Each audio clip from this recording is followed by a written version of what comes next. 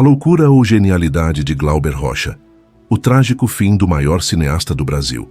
É 1980. O Festival de Veneza, uma das maiores plateias do cinema mundial, está sentada num teatro luxuoso do norte da Itália, assistindo ao filme mais aguardado da noite. O diretor é brasileiro, tem 41 anos, já ganhou Cannes, já foi aplaudido de pé na Europa, já foi chamado de gênio por Jean-Luc Godard, o homem que reinventou o cinema francês. Mas o que acontece naquela noite em Veneza não é uma ovação, é uma vaia longa, coletiva, humilhante. E o diretor, em vez de sair pela porta dos fundos com a cabeça baixa, sobe, levanta da cadeira, grita de volta para o público. Defende a obra com a fúria de quem acredita ter razão sozinho contra o mundo inteiro. Aquele homem se chama Glauber Rocha.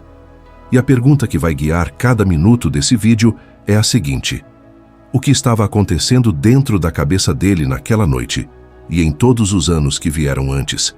Era loucura? Era genialidade? Ou era algo que o Brasil nunca foi capaz de nomear? E se você ainda não se inscreveu no canal Dossiê VIP, faça isso agora. Aperte o botão de inscrição e ative o sininho. Aqui tem investigação. Todo dossiê que a gente lança, você vai ser o primeiro a saber. Fica comigo até o final, porque o que vem aí vai te surpreender. Antes de te contar a história de Glauber Rocha, preciso te mostrar o paradoxo. Porque a história dele não faz sentido se você não enxergar as contradições todas de uma vez, lado a lado, como um dossiê. Martin Scorsese, o diretor de Taxi Driver e Os Infiltrados, disse publicamente que Glauber Rocha era um dos maiores cineastas que o cinema já produziu. Jean-Luc Godard, o pai da Nouvelle Vague francesa, tratava Glauber como igual, e isso, no mundo do cinema de autor, é o maior elogio possível. O Festival de Cannes premiou Glauber 3 vezes. 3. Num país onde chegar uma vez em Cannes já é motivo de manchete nacional. Ao mesmo tempo, os filmes de Glauber Rocha nunca foram sucesso de bilheteria no Brasil. O país que ele amava, defendia e retratava com uma intensidade visceral, preferia ignorar o que ele tinha a dizer. Ao mesmo tempo, a ditadura militar brasileira o considerava tão perigoso que elaborou um plano oficial para assassiná-lo enquanto ele estava exilado em Portugal. E isso não é especulação, é documento, revelado pela Comissão Nacional da Verdade em 2014, com a palavra morto, escrita à mão no topo de um relatório confidencial com o nome dele. Ao mesmo tempo, quando voltou do exílio, os próprios companheiros de esquerda o chamaram de traidor. Ao mesmo tempo, ele mesmo dizia que era louco, e sorria quando dizia isso. Esse é Glauber Rocha, um homem que o mundo inteiro tentou classificar e nunca conseguiu.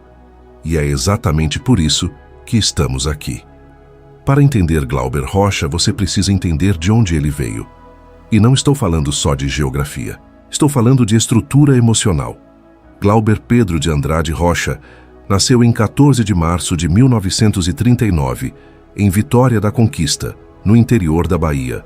Cidade pequena, seca, distante do litoral e ainda mais distante do que o Brasil chamava de civilização na época. O pai se chamava Adamastor, a mãe se chamava Lúcia, e Dona Lúcia vai aparecer muitas vezes nessa história, porque ela foi a âncora emocional de Glauber durante toda a vida, até o último dia. A família se mudou para Salvador quando ele tinha 8 anos. Foi lá que o menino Glauber entrou num grupo de teatro, descobriu o cinema e nunca mais saiu. Mas antes disso, antes dos filmes e dos festivais e dos manifestos políticos, aconteceu uma coisa que marcou Glauber para sempre, e que quase ninguém menciona quando fala dele. A morte de Ana Marcelina, sua irmã, com apenas 11 anos de idade. Glauber era criança, e aquela perda precoce, aquela morte dentro de casa, plantou nele uma hipervigilância sobre as pessoas que amava, especialmente sobre a irmã caçula que nasceu depois, Annecy. Ele se tornou super protetor de Annecy de uma forma que beirava a obsessão, e essa obsessão vai voltar décadas depois da pior maneira possível. O jovem Glauber entrou na Faculdade de Direito da Bahia, durou 2 anos e largou. Não porque era preguiçoso, era porque tinha urgência. urgência de fazer cinema, de escrever, de gritar, entrou para o movimento estudantil, ajudou a fundar um partido político de esquerda radical que defendia, entre outras coisas, a abolição do dinheiro. Com 18 anos, esse é o perfil do homem. Não havia meio termo.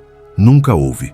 Se você está aqui, descobrindo essa história pela primeira vez ou revisitando ela, já faz um favor enorme se inscrever no canal e ativar o sininho. Porque esse tipo de conteúdo, investigativo e sem filtro, é o que fazemos aqui toda semana. E se você já é inscrito, deixa o like agora. Isso ajuda demais o canal a continuar existindo. Em 1959, Glauber Rocha dirigiu seu primeiro curta-metragem. Se chamava Pátio. Era experimental, sem recursos, sem atores profissionais, sem estrutura narrativa convencional.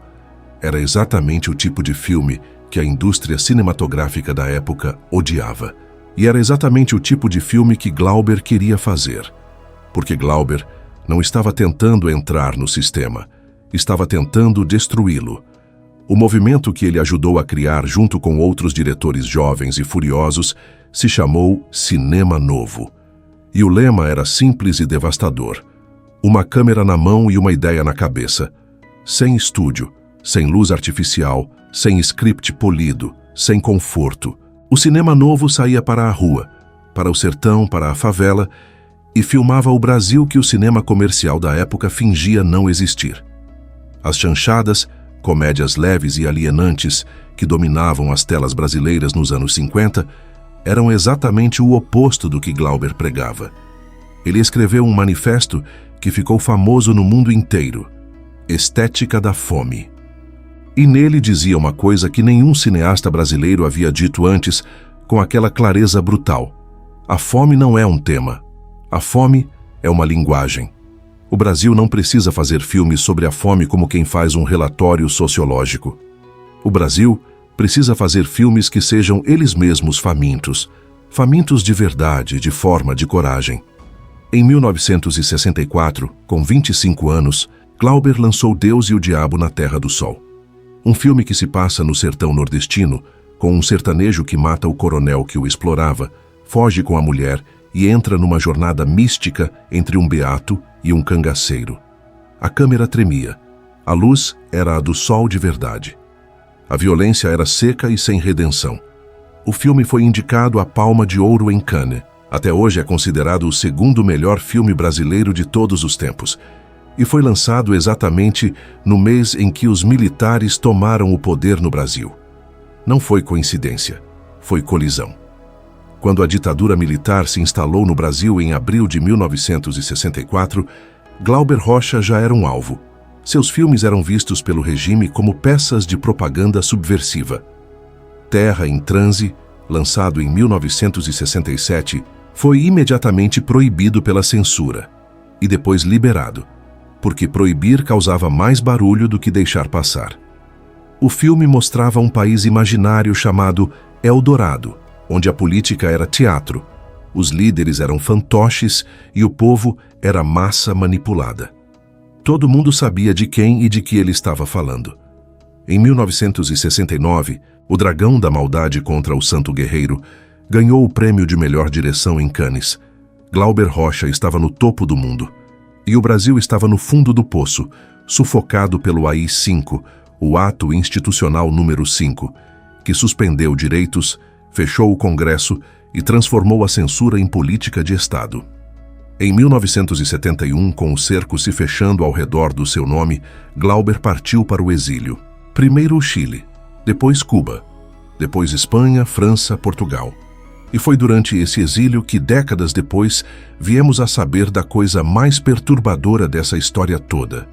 Em 2014, a Comissão Nacional da Verdade revelou um documento produzido pela Aeronáutica Brasileira, classificado como confidencial. Protocolo número 2044. O documento descrevia Glauber Rocha como um dos líderes da esquerda brasileira e como um violento ataque ao país. E no topo da página, escrito à mão, uma única palavra: morto. A filha de Glauber, Paloma Rocha, disse que o documento confirmou o que o pai sempre lhe disse, que ele era um perseguido político, que havia um plano real para eliminá-lo.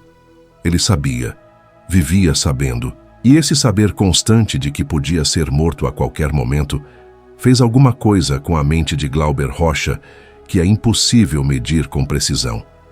Quanto da paranoia que viria depois era loucura, quanto era memória de uma ameaça real.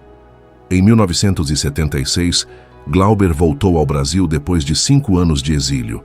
Voltou diferente, mais explosivo, mais errático, mais contraditório. Chegou defendendo o governo do general Geisel em declarações públicas que deixaram a esquerda brasileira em choque. Os mesmos amigos que o haviam protegido o chamaram de traidor.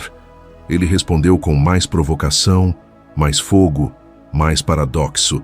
Muita gente começou a sussurrar que Glauber havia enlouquecido no exílio, mas o que vinha por aí era muito pior do que qualquer divergência política. Em março de 1977, numa noite que Glauber nunca superaria, sua irmã Aneci Rocha caiu no poço de um elevador.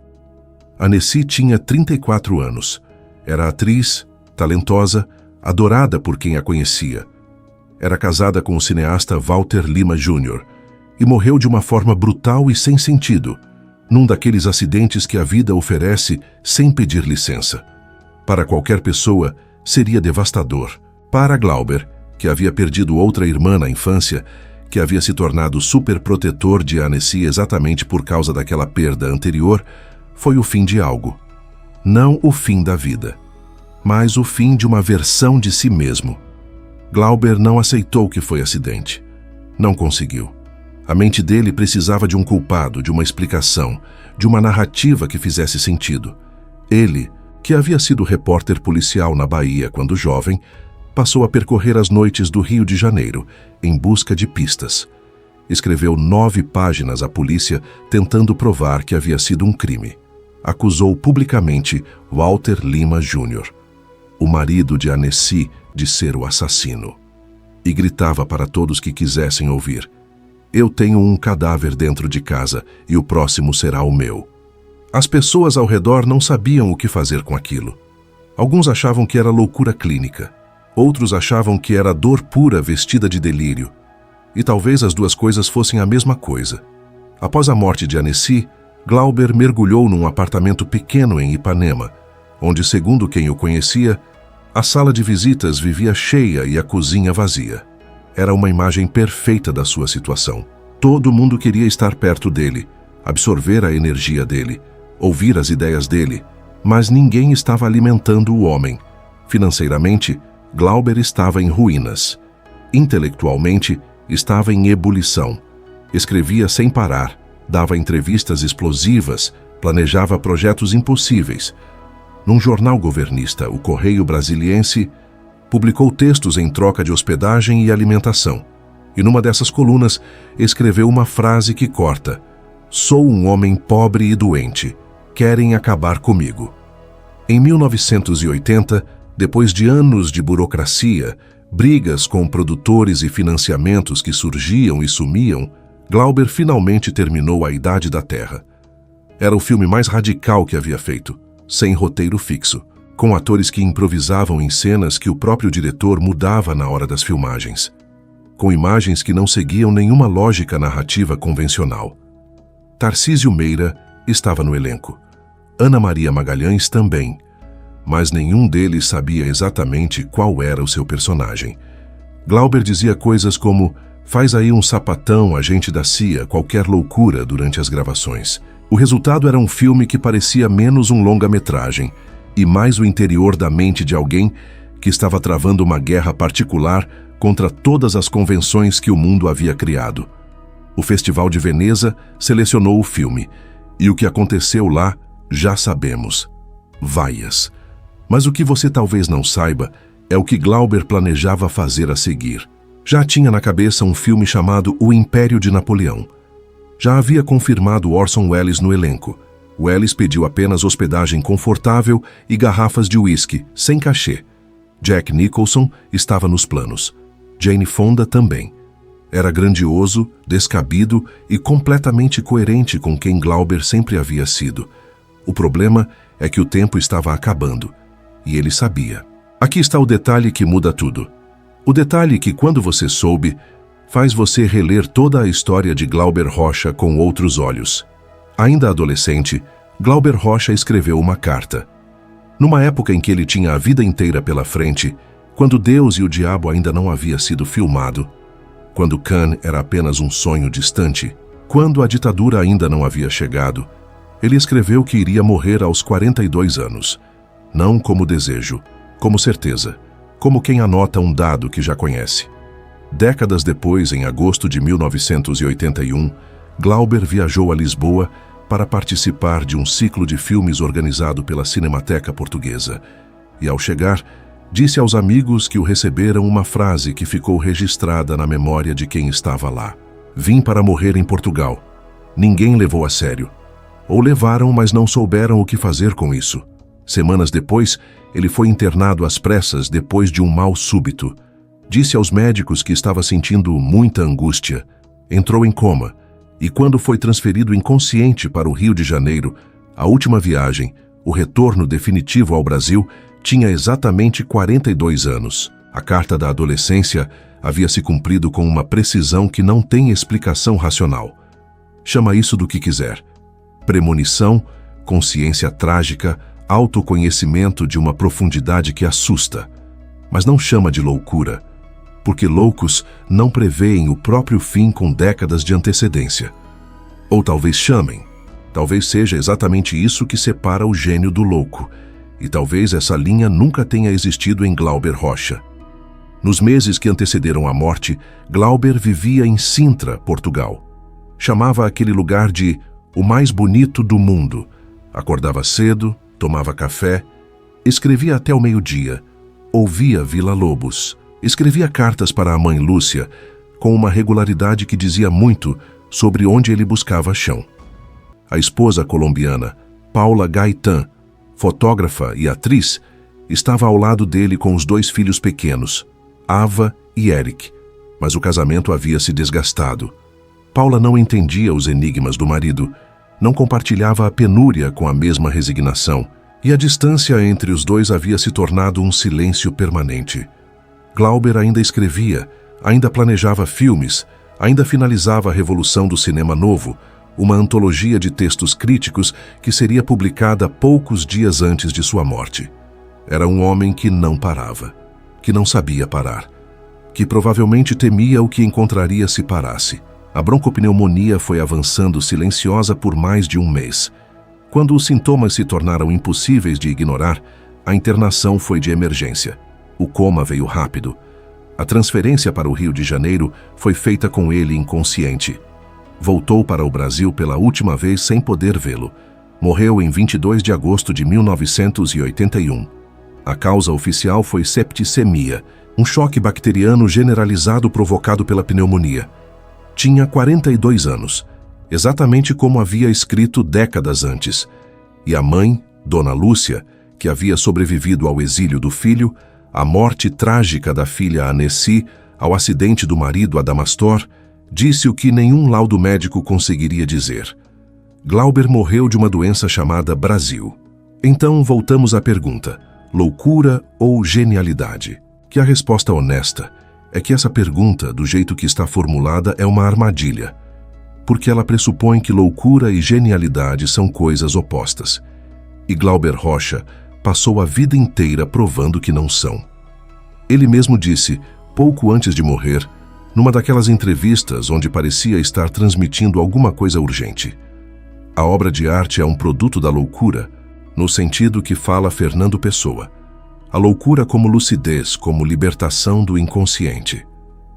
Glauber não era louco no sentido clínico que as pessoas usavam para diminuí-lo. Era alguém que havia decidido, muito cedo e de forma irreversível, viver completamente do lado de dentro. Sem filtro entre o que sentia e o que fazia, sem barreira entre a dor e a câmera, sem separação entre a política e a vida pessoal. Esse tipo de intensidade tem um custo brutal, e Glauber pagou o custo inteiro até o fim.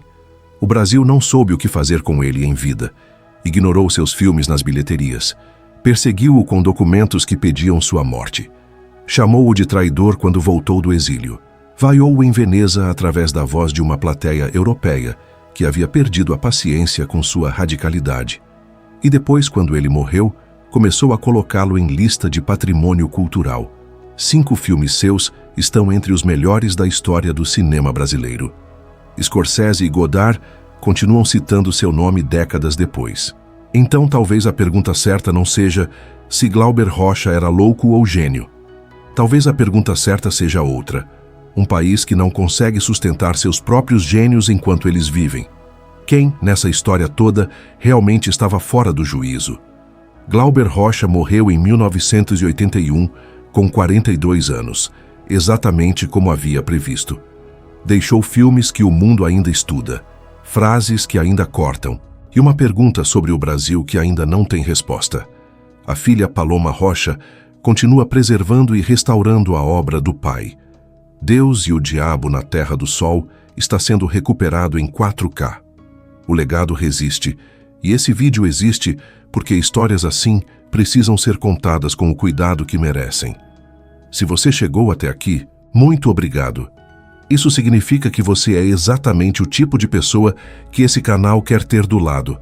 Se ainda não está inscrito, se inscreve agora e ativa o sininho, porque toda semana tem uma história com esse mesmo nível de profundidade esperando por você. E se esse vídeo te tocou, compartilha, porque tem alguém na sua lista de contatos que precisa conhecer Glauber Rocha hoje.